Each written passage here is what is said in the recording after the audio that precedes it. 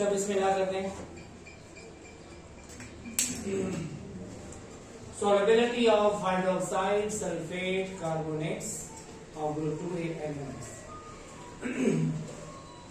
अच्छा, solubility of hydroxide बहुत important topic है, अक्सर शॉर्ट क्वेश्चन में आ जाता है, स्पेशली एमसीक्यू में आता है। हम ये पढ़ना चाहेंगे कि सेकंड ग्रुप के जो हाइड्रोक्साइड हैं कौन कौन से हैं। Beryllium hydroxide, magnesium hydroxide, calcium hydroxide, strontium hydroxide. अब जब हम टॉप टू बॉटम जाते हैं तो सॉल्युबिलिटी इनकी ज्यादा होती है या कम, तो हमने ये पढ़ना है। इसी तरह सल्फेट्स सेकंड ग्रुप के जो है उनकी सॉल्युबिलिटी टॉप टू बॉटम क्या होती है, कार्बोनेट की सॉल्युबिलिटी टॉप टू बॉटम क्या होती है। तो हमने सॉल्युबिलिटी के बारे में पढ़े कि टॉप टू बॉटम सॉल्युबिलिटी ज्यादा होगी या कम होगी। तो यहां पे जाने से पहले आपको पता होना चाहिए कि सॉल्युबिलिटी किस पे डिपेंड करती है। तो याद रहे, सॉल्युबिलिटी डिपेंड करती है दो फैक्टर्स पे, एक है लैटिस एनर्जी और दूसरा है हाइड्रेशन एनर्जी। इसका क्या मतलब, लेट्स सपोज अगर हम सोडियम क्लोराइड को पानी में डिसॉल्व करना चाहते हैं तो पहले हमने सोडियम क्लोराइड को ब्रेक डाउन करना है। जब ये टूटेगा तो सोडियम आयन में और क्लोराइड आयन में कन्वर्ट होगा। इसको तोड़ने के लिए जो एनर्जी चाहिए उसको कहते हैं लैटिस एनर्जी। याद रहे, अगर इस कंपाउंड को तोड़ना होगा आसान तो वो पानी में ज्यादा सॉल्युबल होगा, और अगर इसको तोड़ना होगा मुश्किल तो सॉल्युबिलिटी कम होगी। इसका मतलब लैटिस एनर्जी और सॉल्युबिलिटी के दरमियान इनवर्स रिलेशन है। अगर एक कंपाउंड की लैटिस एनर्जी ज्यादा है तो वो कंपाउंड पानी में लेस सॉल्युबल होगा, या कंपाउंड में या पानी में इनसॉल्युबल होगा। दो पॉसिबिलिटीज है, it may be least soluble और इट मे बी इनसॉल्युबल।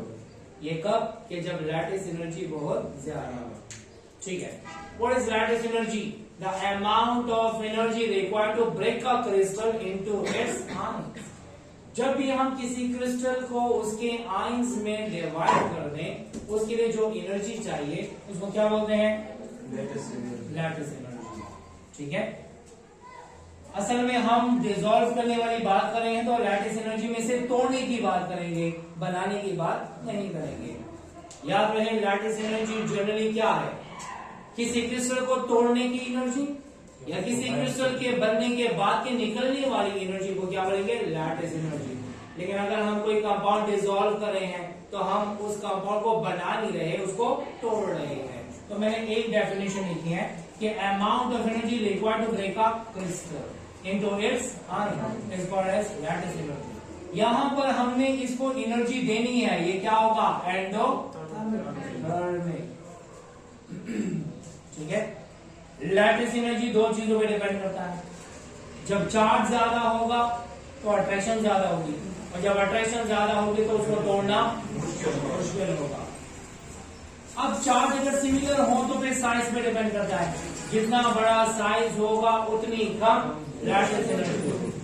जब किसी आयन का साइज बड़ा हो अट्रैक्शन कम होगी, और जब अट्रैक्शन कम होगी तो उसको तोड़ना आसान होगा। So lattice energy depends upon two factors, एक है चार्ज और दूसरा है साइज ऑफ आयन। अच्छा, अब हम आते हैं हाइड्रेशन एनर्जी की तरफ। इसको जब तोड़ा जाए तो इसको लैटिस एनर्जी कहते हैं। टूटने के बाद सोडियम कन्वर्ट हुआ सोडियम आयन में और क्लोराइड कन्वर्ट हुआ क्लोराइड आयन में। इसको सराउंड करेगा वाटर मॉलिक्यूल। कौन सराउंड करेगा? Water molecule. जब वाटर मॉलिक्यूल इसको सराउंड करता है तो ये स्टेबल हो जाता है, और जब स्टेबल हो जाता है तो इससे एनर्जी रिलीज हो जाती है। इस एनर्जी को कहते हैं हाइड्रेशन एनर्जी। मतलब इस सराउंड करने के प्रोसेस को हाइड्रेशन कहते हैं। सुना नहीं सुना? जब भी किसी सॉल्यूट के लिए सॉल्वेंट आ जाता है उसे सॉल्वेशन कहते हैं। अगर सॉल्वेंट वाटर होगा तो हाइड्रेशन कहेंगे। हाइड्रेशन के बाद निकलने वाली एनर्जी को क्या बोलेंगे? Hydration.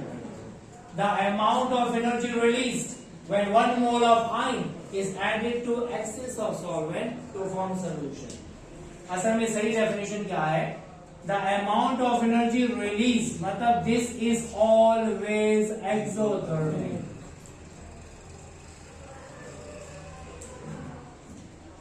Hydration energy always exothermic, ठीक है। The amount of energy released, amount of energy released when 1 mole of gaseous ion, सही डेफिनेशन में हम क्या लेते हैं, गैसियस आयन लेते हैं।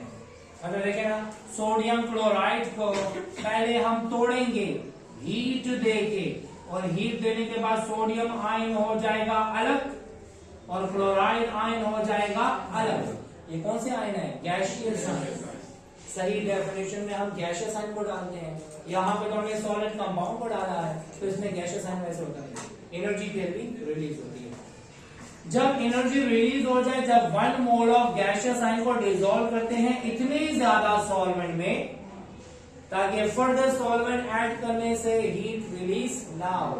लेट्स सपोज इसका मतलब क्या है, एक्सेस ऑफ सॉल्वेंट का हम लेते हैं 1 मोल NaCl, तो एक सोडियम के गिर्द 6 वाटर आते हैं। कितने वाटर हैं, 6, और एक क्लोराइड के गिर्द भी 6 वाटर आते हैं।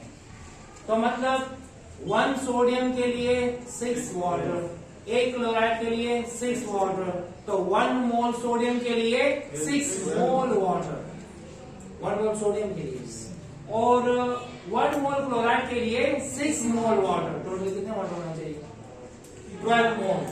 मतलब 6 मोल वाटर इसके लिए चाहिए और 6 मोल वाटर इसके लिए चाहिए, ताकि पूरे के पूरे हाइड्रेट हो जाए। इसी वजह से हम क्या डालते हैं, एक्सेस ऑफ सॉल्वेंट, ताकि अगर हम फर्दर सॉल्वेंट डालें और हीट रिलीज ना हो, ठीक है। तो उस एनर्जी को हम क्या बोलेंगे, हाइड्रेशन एनर्जी। लेट्स सपोज मैं ऐसा करता हूं, 1 मोल NaCl में मैं डाल देता हूं 8 मोल वाटर। क्या सारे सोडियम आयन सराउंड हो जाएंगे, क्या सारे क्लोराइड सराउंड हो जाएंगे, नहीं। तो क्या वो उस एनर्जी को हाइड्रेशन एनर्जी कहेंगे, नहीं।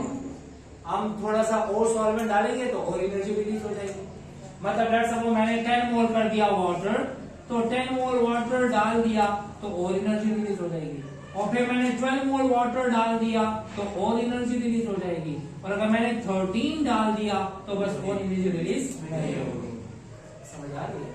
तो अगर आपको कोई कहे what is hydration energy, the amount of energy release when 1 mole of gaseous ion is added to excess of solvent to form solution.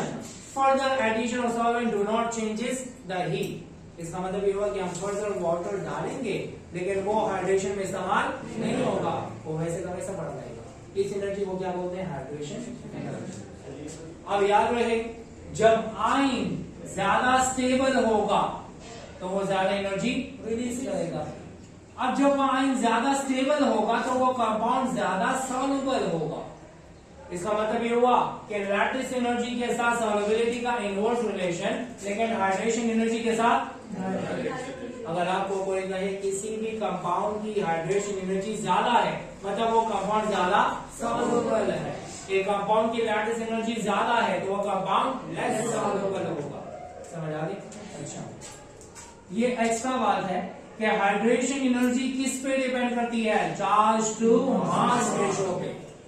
अगर आपको कोई कहे बेरिलियम पे कितना चार्ज है, +2, मैग्नीशियम पे कितना है, +2, कैल्शियम पे कितना है, +2, स्ट्रोंशियम पे कितना है, +2, और बेरियम पे कितना है, +2, सबका चार्ज सेम। किसकी हाइड्रेशन एनर्जी ज्यादा होगी, बेरिलियम की, बेरियम की नहीं, उसका मास। बेरिलियम का मास कम, बेरिलियम का मास कम तो रेशो ज्यादा, तो हाइड्रेशन एनर्जी किसकी ज्यादा होगी, बेरिलियम की, और बेरियम की हाइड्रेशन एनर्जी सबसे कम होगी। बाकी समझ आई? मतलब अगर आपको कोई कहे कि top to bottom, top to hydration energy ज्यादा होती है या कम, कम होती है, क्योंकि चार्ज तो सेम है लेकिन फर्क है किसका, मास का। तो चार्ज टू मास रेशियो सबसे ज्यादा बेरिलियम, तो हाइड्रेशन एनर्जी सबसे ज्यादा और सबसे कम बेरिलियम। तो अब हमें पता लग गया कि सॉल्युबिलिटी को अफेक्ट करने वाले 2 फैक्टर, एक है लैटिस एनर्जी, दूसरा है हाइड्रेशन। अगर एक कंपाउंड की लैटिस एनर्जी ज्यादा और हाइड्रेशन एनर्जी कम हो तो वो कंपाउंड होगा लीस्ट सॉल्युबल या होगा इनसॉल्युबल। इफ अ कंपाउंड है greater lattice energy and smaller hydration energy, lattice energy ज्यादा तोड़ना मुश्किल हुआ, टूटने के बाद डिसॉल्व हुआ लेकिन ज्यादा इंटरेक्शन नहीं किया, हाइड्रेशन एनर्जी क्या है, कम है, so that compound will be least soluble और इनसॉल्युबल एंड वाइस वर्सा। अगर आपको कोई कहे एक कंपाउंड की लैटिस एनर्जी कम है लेकिन हाइड्रेशन एनर्जी तो फिर वो क्या होगा, मोर सॉल्युबल होगा। इस केस में जो हीट ऑफ सोल्यूशन है वो पॉजिटिव होगी, एंडोथर्मिक। क्या होगा, कैसे endothermic? Let's suppose lattice energy है 2000 किलोजूल और हाइड्रेशन एनर्जी है लेट्स सपोज -1500 किलोजूल। सपोज करिए लैटिस एनर्जी ज्यादा लेकिन हाइड्रेशन एनर्जी कम, तो 2000 में से 1500 या कितना हुआ, 500। प्लस है या माइनस? प्लस है। देखो हम एनर्जी दे रहे हैं 2000 लेकिन एनर्जी निकल रही है 1500, इसका मतलब ये हुआ कि नेट उसने एनर्जी को एब्जॉर्ब किया है। तो जब एब्जॉर्ब किया है तो ऐसे केस में सॉल्यूट होता है एंडोथर्मिक। तोड़ने के लिए 2000 एनर्जी चाहिए लेकिन जब वो टूटने के बाद डिसॉल्व हुआ तो एनर्जी कितनी रिलीज हुई, 1500। तो नेट चेंज क्या आया, 500 एनर्जी एब्जॉर्ब हुई है। अगर किसी भी कंपाउंड की लैटिस एनर्जी ज्यादा हो, हाइड्रेशन एनर्जी कम हो तो हीट ऑफ सोल्यूशन पॉजिटिव होगा एंड वाइस वर्सा। सोचिए, हीट ऑफ सोल्यूशन से तो वायु, हीट ऑफ सोल्यूशन बोला it is the sum of lattice energy and hydration energy. देखो ना, ये डिसॉल्व होने के बाद क्या होगा, देखिए अच्छा, what is heat of solution? हमें हीट ऑफ सोल्यूशन कैसे मिलती है, हम लैटिस एनर्जी को और हाइड्रेशन एनर्जी को प्लस करते हैं। समझ आ रही है? लैटिस एनर्जी है 2000, ठीक है, और हाइड्रेशन है -1500, तो माइनस प्लस माइनस, तो 2000 माइनस 1500 तो कितना है 500। तो हीट ऑफ सोल्यूशन किस पे डिपेंड करती है, लैटिस पे और हाइड्रेशन। समझ आ गई है? So heat of solution is a sum of lattice energy and hydration energy. Sir, hydration energy वही lattice energy होती है? नहीं, मैंने कैसे देखा, वो एनर्जी नहीं है। एक कंपाउंड है, उसको मैंने तोड़ा, उसको तोड़ने के लिए 2000 एनर्जी चाहिए लेकिन जब वो कंपाउंड डिसॉल्व हुआ तो उसने खुद एनर्जी रिलीज कर दी, कितनी, 1500। मैंने जो एनर्जी दी थी वो 2000 थी लेकिन उसने जो रिलीज किया खुद स्टेबिलिटी के बाद तो 1500 है। तो नेट इफेक्ट क्या हुआ, 500 एनर्जी उसने एक्स्ट्रा एब्जॉर्ब की थी। समझ आ रही है? अच्छा, ये वो एनर्जी भी रिलीज होती है जो हमने दी हुई है। ये अलग प्रोसेस है और ये अलग प्रोसेस है। इसको तोड़ने का प्रोसेस अलग है और वो डिसॉल्व होके एनर्जी रिलीज अलग से करता है, ठीक है। तो इसका मतलब ये हुआ कि कंपाउंड की लैटिस एनर्जी कम हो, हाइड्रेशन एनर्जी ज्यादा हो तो उसकी वैल्यू नेगेटिव होगी। वैल्यू नेगेटिव होगी ना, कैसे? ठीक है, वाइस वर्सा है ना, जब इसकी समझ है तो वाइस वर्सा कर दें। अगर वो एब्जॉर्ब करता है 1500 लेकिन रिलीज करता है 2000 तो वैल्यू कितनी होगी, -500। जब लैटिस एनर्जी कम हो, हाइड्रेशन एनर्जी ज्यादा हो तो हीट ऑफ सोल्यूशन नेगेटिव होगी। मतलब ये होगा क्या, एक्सोथर्मिक। जब हीट ऑफ सोल्यूशन पॉजिटिव हो तो कंपाउंड लेस सॉल्युबल होता है या इनसॉल्युबल होता है, और अगर हीट ऑफ सोल्यूशन नेगेटिव हो तो वो हाईली सॉल्युबल होता है। क्लियर हो गया? अच्छा, ये तो थोड़ा सा इंट्रोडक्शन था सॉल्युबिलिटी का। अब हम आते हैं आगे की तरफ कि सॉल्युबिलिटी ऑफ हाइड्रोक्साइड की तरफ आते हैं। थोड़ा सा अच्छा देखें, हो गया सॉल्युबिलिटी ऑफ हाइड्रोक्साइड। ये तो मैंने आपको फैक्टर्स बता दिए। अब मैं आपको याद करने का तरीका बताता हूं कि अगर एमसीक्यू में आ जाए कि कौन से वाला कंपाउंड मोर सॉल्युबल है, स्टिल अच्छा, सॉल्युबिलिटी ऑफ हाइड्रोक्साइड। अब ना हम हाइड्रेशन एनर्जी को डिस्कस करते हैं और ना लैटिस एनर्जी को। अब आपको याद कैसे करना है कि टॉप टू बॉटम सॉल्युबिलिटी ज्यादा होगी या कम होगी। तो आपने देख लेना है इस रेशो को, लेफ्ट वाला है कैटाइन और राइट वाला है एनाइन, डिपेंड्स अपॉन साइज। सुने, अगर कैटाइन का साइज हो स्मॉल और एनाइन का भी साइज हो स्मॉल, या कैटाइन का साइज हो लार्ज और एनाइन का भी साइज हो लार्ज, तो वो होगा लीस्ट सॉल्युबल या होगा इनसॉल्युबल। समझ आ रही है? कैटाइन का साइज एनाइन का साइज दोनों छोटे, कैटाइन का साइज एनाइन का साइज दोनों बड़े, तो सॉल्युबिलिटी होगी कम या होगा इनसॉल्युबल। ठीक है, लेकिन अगर वाइस वर्सा हो जाए, एक का साइज हो जाए लार्ज और एनाइन का साइज हो स्मॉल, या इसका हो जाए साइज स्मॉल और इसका साइज हो लार्ज, तो वो होगा क्या? मोर सॉल्युबल। समझ आ रही? ठीक है, क्या वजह है वो अलग बात है, फिलहाल आपको याद करना है। कैसे याद करना है? सुने, small size, large size insoluble या least soluble, large size, small size, large size more soluble. अब आते हैं यहाँ पे बेरिलियम हाइड्रोक्साइड की तरफ। बेरिलियम का साइज क्या है? और OH का साइज भी स्मॉल। टॉप टू बॉटम आ रहे हैं, इसका साइज क्या हुआ? और वो तो वैसे का वैसा, तो ऊपर वाला होगा लेस सॉल्युबल या इनसॉल्युबल, और down the group solubility increase. समझ आ रही है? तो आपने याद रखना होगा कि top to bottom solubility of hydroxide increase. Same is the case for sulphates and carbonates. ये ऐसा याद करें। टॉप टू बॉटम जाते हैं तो सॉल्युबिलिटी हाइड्रोक्साइड की ज्यादा होती है। वजह क्या है? लैटिस एनर्जी कम होती है। Lattice energy depends upon the size of cation and A9. Charge तो सबका सेम है, तो बात किस कहेगी? साइज पे। इसका साइज है कम, लैटिस एनर्जी ज्यादा, साइज हुआ ज्यादा, लैटिस एनर्जी कम, और top to bottom lattice energy क्या हो रही है? कम हो रही है। तोड़ना आसान हुआ तो डिसॉल्व भी आसानी से होगा। ठीक है, और एक और बात, इसमें क्या मौजूद है? OH।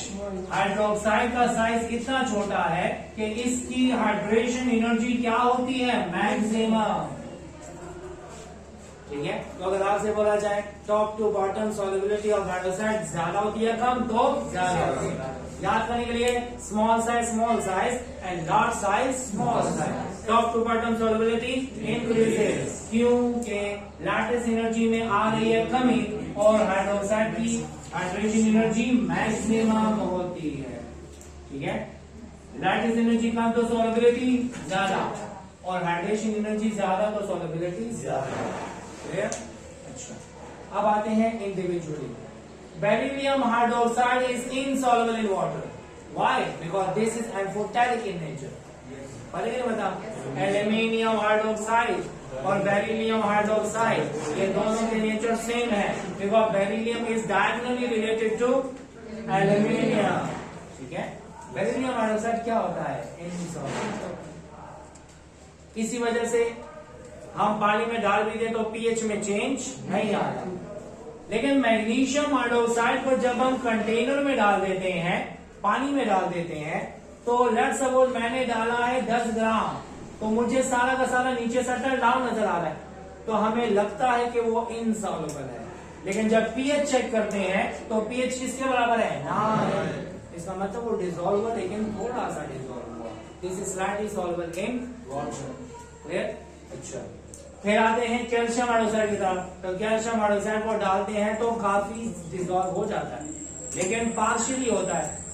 10 ग्राम डाला तो हमें इनसॉल्युबल लगा, हमने 10 ग्राम कैल्शियम हाइड्रोक्साइड डाला तो 5 ग्राम डिसॉल्व हो गया और 5 ग्राम सेटल डाउन हो गया, तो हम कहते हैं सफिशिएंटली सॉल्युबल है। ठीक है, pH of calcium hydroxide solution is 11। Basic है, मतलब टॉप टू बॉटम बेसिसिटी। कौन से वाला सबसे ज्यादा बेसिक है और सबसे कम? ये एम्फोटेरिक है। ठीक है, और फिर मैग्नीशियम है।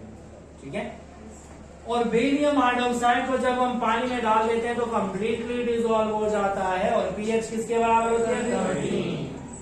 ठीक है, तो top to bottom solubility of hydroxide. ठीक है, and basicity also. Solubility of hydroxide हमने पढ़ लिया। कि top to bottom solubility of hydroxide increases. अब हम आते हैं सल्फेट की तरफ। सल्फेट की सॉल्युबिलिटी में वही आपने शॉर्टकट फॉलो करना है। जब हम बेरिलियम सल्फेट की तरफ आते हैं तो बेरिलियम का साइज स्मॉल है और सल्फेट में एक सल्फर के साथ 4 ऑक्सीजन है। इसका मतलब हुआ ये स्मॉल साइज और इसका लार्ज। जब हम टॉप टू बॉटम जाते हैं तो कैटाइन का साइज बड़ा हो रहा है। जब कैटाइन का साइज बड़ा हो रहा है तो ये हो गया और ये भी है। ये होता है और इनसॉल्युबल। यहाँ पे क्या होने वाला है, ठीक है। यहाँ पर होगा more soluble. Top to bottom solubility of sulphate नहीं decreases. Top to bottom solubility of sulphate decreases. याद रहे क्या मतलब मैं बात कर रहा हूँ। फिलहाल याद रहे कि ये स्मॉल साइज लार्ज साइज और ये लार्ज साइज लार्ज साइज। जब ऐसी सिचुएशन हो तो या इनसॉल्युबल या लीस्ट सॉल्युबल। ये सिचुएशन है तो मोर सॉल्युबल।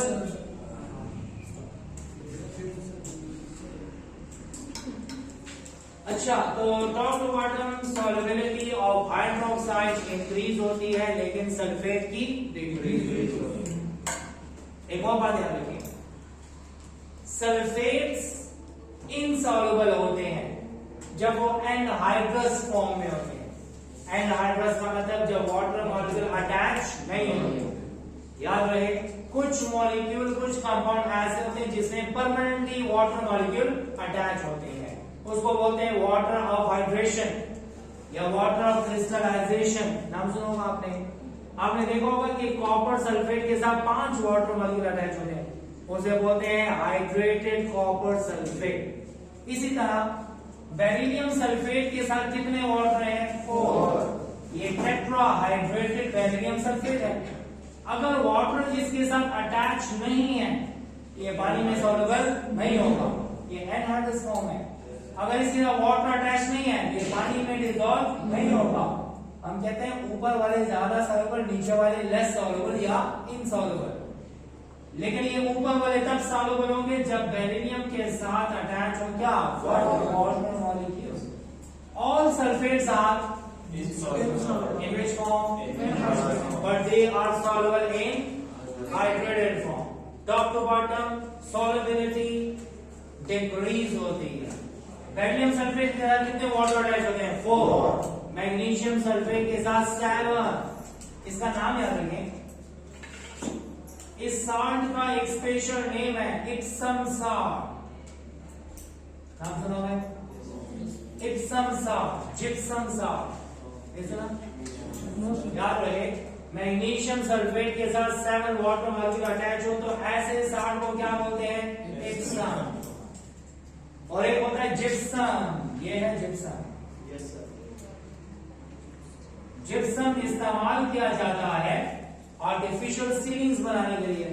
अक्सर हमने देखा होगा सीलिंग में डिजाइन बने होते हैं, वो व्हाइट कलर का जो सीमेंट होता है वो सीमेंट नहीं होता, असल में वो जिप्सम होता है। जिप्सम का क्या फॉर्मूला है? कैल्शियम सल्फेट के साथ 2 वाटर। अगर कैल्शियम सल्फेट के साथ का 2 वाटर में से 1.5 वाटर निकाल दें तो कितना रह जाएगा? हाफ। कितना रह जाएगा? हाफ।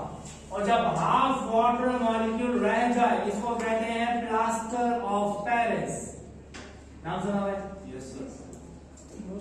जिसे प्लास्टिक ऑफ पेरिस कहते हैं लोग। असल में प्लास्टर ऑफ पेरिस होता है। आपने देखा होगा कि दीवारों में कहीं पे होल्स वगैरह हो उसको कवर अप करने के लिए व्हाइट पाउडर को पानी में मिक्स करके दीवारों पे लगाते हैं। वो क्या होता है? प्लास्टर ऑफ पेरिस होता है। स्ट्रिप सर और 3% दिख रहा है। अच्छा, जिप्सम के फार्मूला में 2 वाटर मॉलिक्यूल अटैच होते हैं और इस प्लास्टर ऑफ पेरिस में हाफ वाटर मॉलिक्यूल। अगर आपसे बोला जाए कि कैल्शियम सल्फेट के साथ हाफ वाटर है तो ऐसे ही कंपाउंड का नाम क्या है? Plaster of Paris. अगर 2 वाटर मॉलिक्यूल अटैच है तो जिप्सम कहलाता है, जो आर्टिफिशियल सीलिंग के लिए और डिजाइन वाली सीलिंग के लिए हम इस्तेमाल करते हैं। ठीक है, याद रहे कि सारे सल्फेट इनसॉल्युबल है एनहाइड्रस फॉर्म में, लेकिन सॉल्युबल है हाइड्रेटेड फॉर्म में। ये है हाइड्रेटेड फॉर्म, ये है हाइड्रेटेड फॉर्म, ये भी है हाइड्रेटेड फॉर्म, ये सॉल्युबल होगा। लेकिन top to bottom solubility decrease होगी। सबसे ज्यादा सॉल्युबल कौन सा? बेरियम सल्फेट, उससे कम और उससे कम और फिर उससे कम, और ये वाला इनसॉल्युबल है।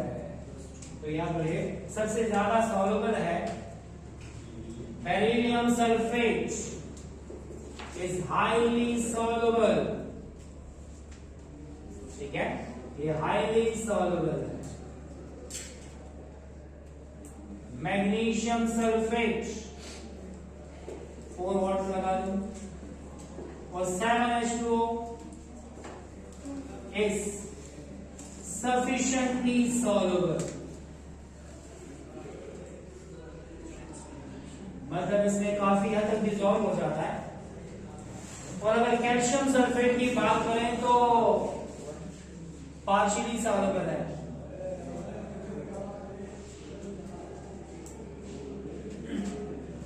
इसे हम क्या देते हैं? Sufficiently insoluble, insoluble. और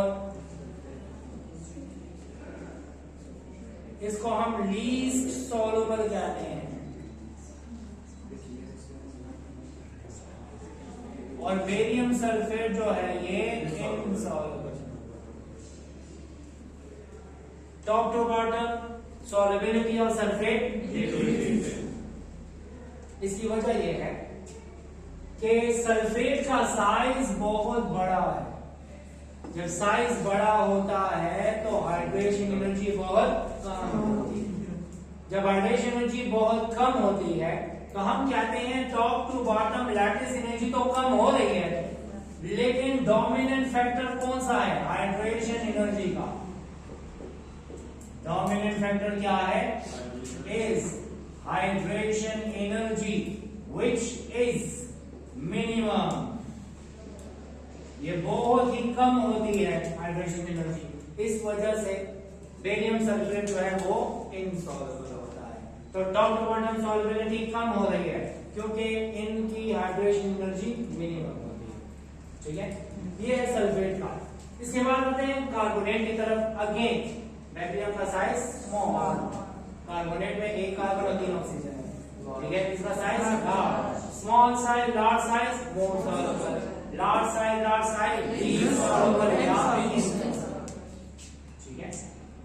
बेरियम सल्फेट तो इनसॉल्युबल है, लेकिन बेरियम कार्बोनेट इनसॉल्युबल नहीं है, वो लीस्ट सॉल्युबल है, ठीक है। क्योंकि सल्फेट में कितने ऑक्सीजन है? 4, और सल्फर का साइज भी बड़ा है। कैसे पता लगा? Sulphur belongs to third period, और oxygen belongs to second period, लेकिन सेंट्रल एटम का साइज बड़ा, और कितने ऑक्सीजन है? 4। This belongs to second period, और ऑक्सीजन भी बिलोंग करता है सेकंड पीरियड से। यहाँ पे कार्बन का साइज भी छोटा है और 3 ऑक्सीजन, ठीक है।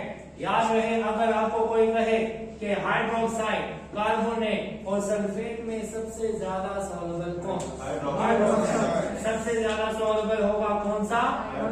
उससे कम होगा और सबसे कम soluble.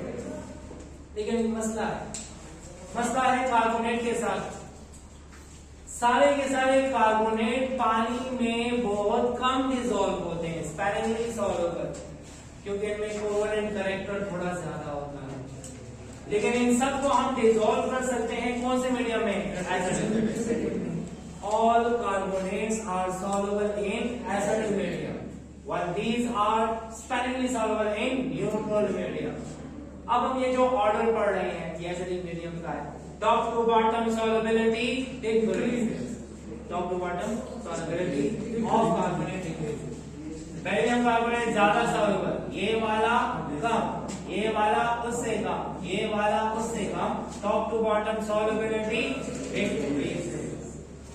All are soluble in acidic medium, acidic neutral medium. तो पता लग गया top to bottom solubility of hydroxide increases, solubility of carbonate decreases and solubility of sulfate decreases. Book में लिखा हुआ है कि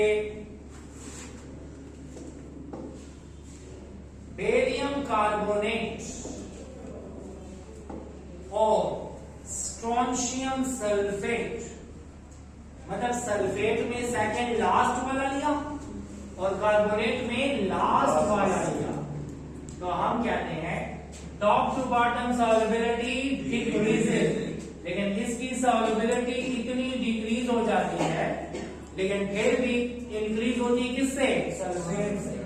कौन सा ज्यादा सॉल्युबल है, कार्बोनेट या सल्फेट? कार्बोनेट।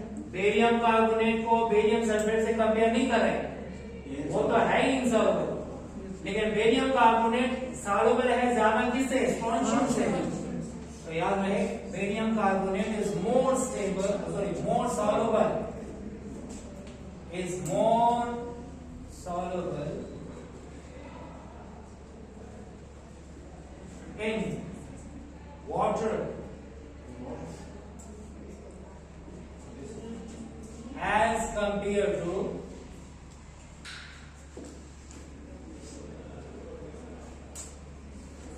strontium sulfate। तो कहने का मकसद ये कि सॉल्युबिलिटी सबसे ज्यादा हाइड्रोक्साइड, उससे कम कार्बोनेट्स और उससे कम सल्फेट। मैं बता देता हूँ हाइड्रेशन एनर्जी किस पे डिपेंड करती है, E/M रेशो पे। एक तरफ है OH, एक तरफ है CO3 और एक तरफ है SO4-2। चार्ज कितना है? -1 और इसका मास कितना है? 16 + 1 17। माइनस नहीं लगाते, सिर्फ 1 लगाते हैं। इसका चार्ज कितना है? 2 डिवाइडेड बाय ये हो गया 12 + 48 60, 2/60 हुआ।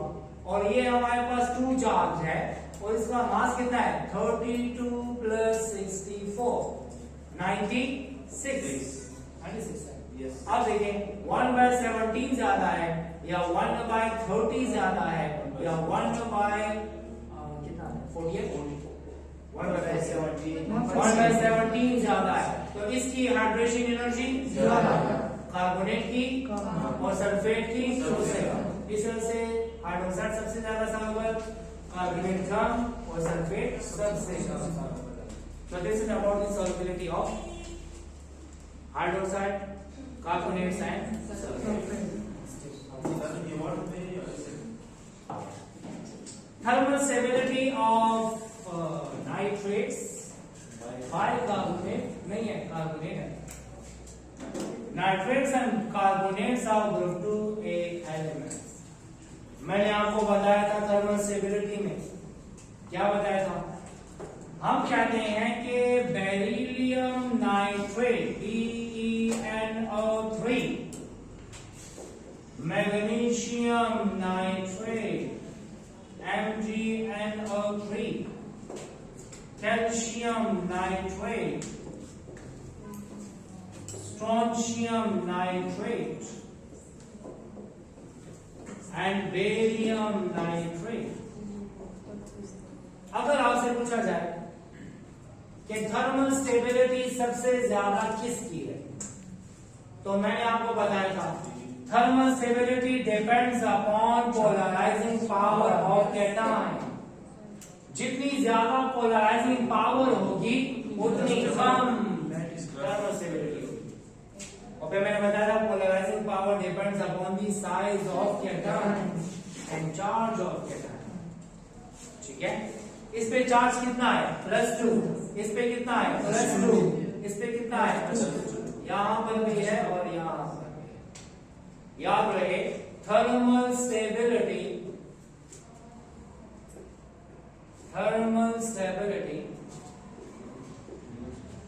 is inversely proportional to polarizing power। Polarizing power किसकी होती है? कैटायन। ठीक है, और polarizing power depends upon the charge of cation, and polarizing power is inversely proportional to the size of cation। अब देखें, चार्ज का तो ग्रुप में कोई काम नहीं होगा। हमें पता है कि ग्रुप में जितने भी एलिमेंट हैं उन सबके चार्जेस सेम हैं, तो बात आती है साइज। हमें पता है टॉप टू बॉटम कैटायन का साइज इंक्रीज हो रहा है, और जब कैटायन का साइज इंक्रीज होगा पोलराइजिंग पावर डिक्रीज होगी, और जब पोलराइजिंग पावर डिक्रीज होगी तो थर्मल स्टेबिलिटी इंक्रीज होगी। तो top to bottom thermal stability of nitrates increases. ठीक है, इंक्रीजेस है। मैं यहां पर लिख देता हूं कि top to bottom thermal stability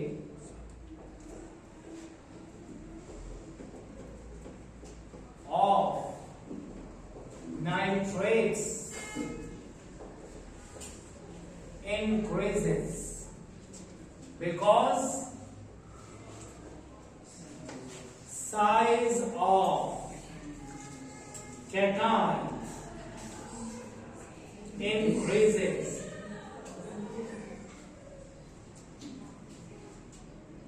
while polarizing power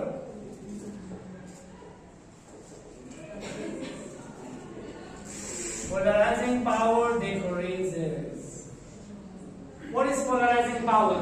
The ability of a cation to attract electron of anion. हमने ग्रुप 1A एलिमेंट का पढ़ा था कि ग्रुप 1A में लिथियम का नाइट्रेट पूरा का पूरा डिकम्पोज होता है और बनाता है ब्राउन फ्यूम्स किसकी? Nitrogen dioxide. लेकिन सोडियम, पोटेशियम, रुबिडियम, सीजियम के नाइट्रेट को हीट करो सिर्फ और सिर्फ नाइट्राइड में कन्वर्ट होते हैं। सेकंड ग्रुप के एलिमेंट के जो नाइट्रेट्स हैं वो सारे के सारे बिहेव करते हैं लिथियम के जैसे। All these nitrates are decomposed completely into its oxide and produces brown fumes of nitrogen dioxide. लेकिन इसको डिकम्पोज करना आसान, इसको डिकम्पोज करना बड़ा मुश्किल, और इसको डिकम्पोज करना सबसे ज्यादा मुश्किल और सबसे ज्यादा मुश्किल barium.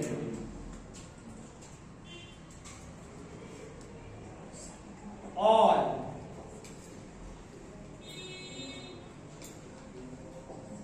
nitrates of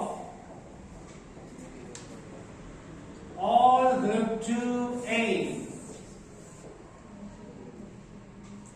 elements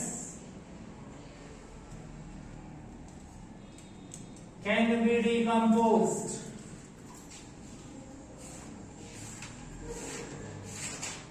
completely and produces brown fumes of nitrogen dioxide. जिस तरह लिथियम के नाइट्रेट डिकम्पोज हो रहे थे BeNO3 is converted into BeO NO2 and oxygen। इसको कैसे करें? 2 and 2 2 are 4 6 देख लें कैसे। यहाँ पे 4 आता है, यहाँ पे भी 4 कर देते हैं।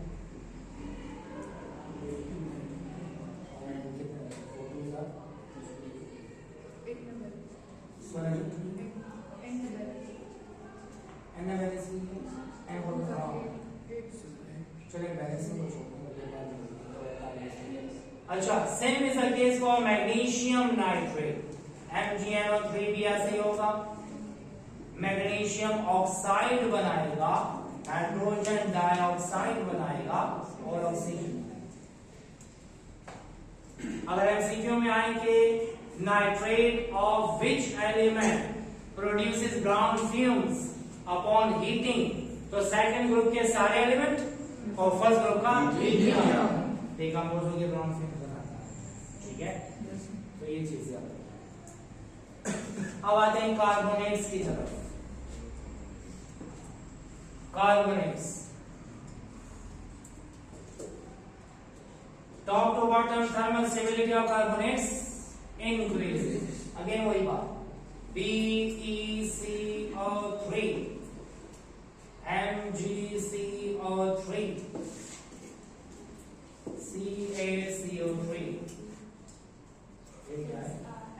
NaCO3 and BaCO3.